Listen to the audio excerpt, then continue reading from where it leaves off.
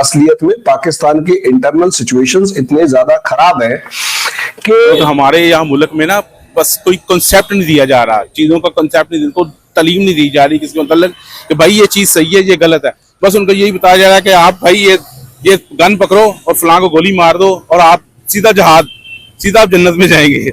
ना तो इनसे तहरीके तालिबान पाकिस्तान संभल रहा, ना ही इनसे बलूचिस्तान संभल रहा। तालिबान इनसे बिल्कुल ही नाराज चल रहा है।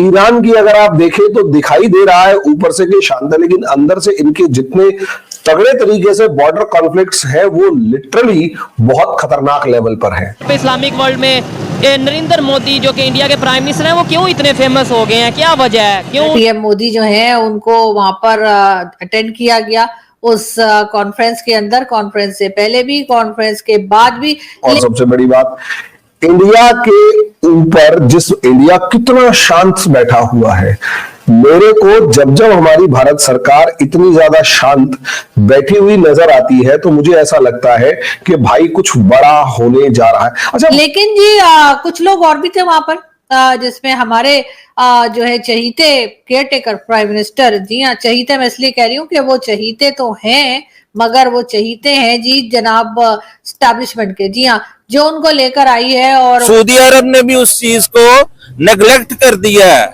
वो जो सख्त गिर मजहब है ना, वहां पर भी अब वो ना छूट दे रहे हैं, सारी दुनिया को हमने फतह कर लेना है। भाई इस्लाम ऐसे नहीं कह रहा। तो मोदी जो है वो कि एक हिंदू टेम्पल अबू धाबी के अंदर ये खुल रहा है।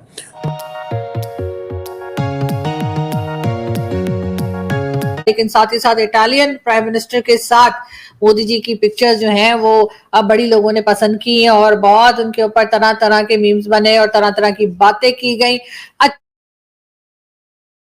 हमारे प्राइम मिनिस्टर ने अपनी वाइफ को डिच किया था, so made for each other. अब और इसकी बेटी फिर जो कि हैदर नाम जिसका सरनेम है, वो भी उसको रीट्वीट कर रही है। अब सोचने की बात यह है कि इतना भी गंदा जहन किसी का हो सकता है, इतने घटियापने की बात करना। मोदी जी का कैरेक्टर आपको पता है, फिर ये एक respectable prime minister of Italy है, डिवोर्स्ड है और ये भी डिवोर्स्ड है, और ये गंदा जहन है ना, ये हमारे भारत की, हमेशा मैं कहता आया हूं कि भारत का सिर्फ एक प्रॉब्लम है, राजनीति, गंदी घटिया राजनीति। और ये इस एक ट्वीट में नजर आता है। तो प्राइम मिनिस्टर नरेंद्र मोदी जी ने कई मीटिंगें की, कॉन्फ्रेंस में स्पीच भी की, कहीं किसी से एक पैसा नहीं मांगा, कहीं किसी से कोई मदद नहीं मांगी, कहीं किसी के आगे कटोरा लेके भीख नहीं मांगी। हमारे यहाँ पाकिस्तान में कशकोल कहते हैं, कशकोल वो स्पेशल भिखारी का कटोरा होता है।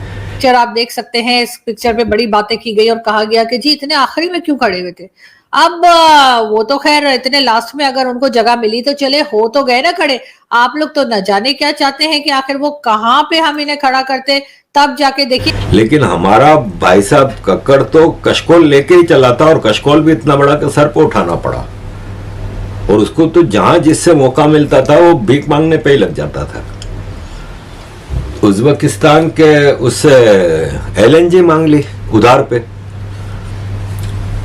और इससे हमारा हॉलैंड का प्राइम मिनिस्टर मिला, उसको पकड़ लिया कि आप हमारे मुल्क में पैसा लगाएं, agriculture, horticulture, water management, renewable energy sector में आप पैसा लगाएं, पाकिस्तान से ज्यादा अच्छा मुल्क आपको मिलेगा नहीं। साले चोर हो तुम लोग को, कोई तुम पे भरोसा नहीं करता। और उसको रिक्वेस्ट कर रहा है कि आप पाकिस्तान का दौरा करें। और कक्कड़ साहब, ये भाई साहब हॉलैंड का प्राइम मिनिस्टर इलेक्शन हार चुका है, नई गवर्नमेंट आने वाली है, डिस्कशंस चल रहे हैं, तुमको इतना भी नहीं पता। वो अभी कोई डिसीजन लेने के, क्योंकि अभी ट्रांजिशन है गवर्नमेंट का, इसमें कोई मेजर डिसीजन लेने के चक्कर में ही नहीं। लेकिन तुम तो मौका ही नहीं देख रहे हो, क्योंकि तुम्हें आसिम मुनीर के सामने अपनी नौकरी बचानी है, तुम्हें आसिम मुनीर के सामने अपने नंबर बढ़ाने हैं, ताकि तुम्हारी गवर्नमेंट एक्सटेंड होती रहे और तुम मजे से पूरी दुनिया में प्रोटोकॉल एंजॉय करो। पेरिस में एफिल टावर के ऊपर डिनर कराने के लिए अपनी फैमिली को ले जाओ, सरकारी जहाज को मोड़ लो। तुमको ये सब चाहिए, इसलिए तुम आसिम मुनीर को दिखाना चाह रहे हो कि देखो मैं तो हर जगह भीख मांग रहा हूं भाई। इसी तरह इसको पकड़ लिया बिल गेट्स ने, और बिल गेट्स ने इसको यही कहा कि भाई पोलियो खत्म करो। मतलब कहीं से कोई प्रोडक्टिव चीज नहीं। ये भाई साहब फरमाते हैं, इन्होंने अपनी स्पीच की कि दुनिया के जो डेवलप्ड नेशंस हैं वो $100 बिलियन कंट्रीब्यूट करें ताकि क्लाइमेट चेंज के हवाले से जो कंट्रीज वल्नरेबल हैं लाइक पाकिस्तान, उसमें इन्वेस्टमेंट की जाए। तुम लोग अपना डिफेंस बजट कम करके इस पे क्यों इन्वेस्टमेंट नहीं कर सकते?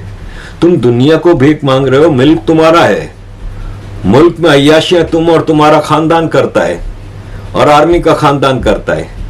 थोड़ा सा डिफेंस बजट को कट कर दो। लेकिन तुम लोगों ने क्या किया? आज सैलाब को आए हुए 2 साल हो गए, वेट कर रहे हो अगले सैलाब का, अगले जलजले का। अगर तुम्हें अपने कंट्री की थोड़ी बहुत भी फिक्र होती तो तुम डिफेंस बजट में से अपनी अय्याशियां खत्म करके, अपने खर्चे कम करके थोड़ा पुल बना लेते, कोई डैम बना लेते, कोई दरियाओं के रास्तों के लिए कोई ऐसा बना लेते कि इन केस ऑफ इमरजेंसी आप उन जो डैमेज है उसको कंट्रोल कर सको। डिजास्टर मैनेजमेंट की एक ऑर्गेनाइजेशन बनाई है, एक पूरा कॉरपोरेट सेक्टर बना लिया है उसका। डिजास्टर मैनेजमेंट का हेड भी एक आर्मी जनरल को बना दिया है, जिसको कख भी नहीं पता, कुछ कर कुछ नहीं रहे हो, दुनिया से भीख मांग रहे हो। भाई दुनिया तो सैलाब के जलजले के बाद आती है मदद करने, वो भी मदद तुम जगहों में भर देते हो फिर बेचते हो महंगे दामों में। तो ये इनका कैरेक्टर है, जिससे मिले भीख मांगनी शुरू कर दी, मदद मांगनी शुरू कर दी। प्राइम मिनिस्टर नरेंद्र मोदी जी इमारात के प्रेसिडेंट से इस तरह मिले जैसे सगे भाइयों। इमारात के प्राइम मिनिस्टर ने इस तरह मुलाकात की गर्म जोशी से।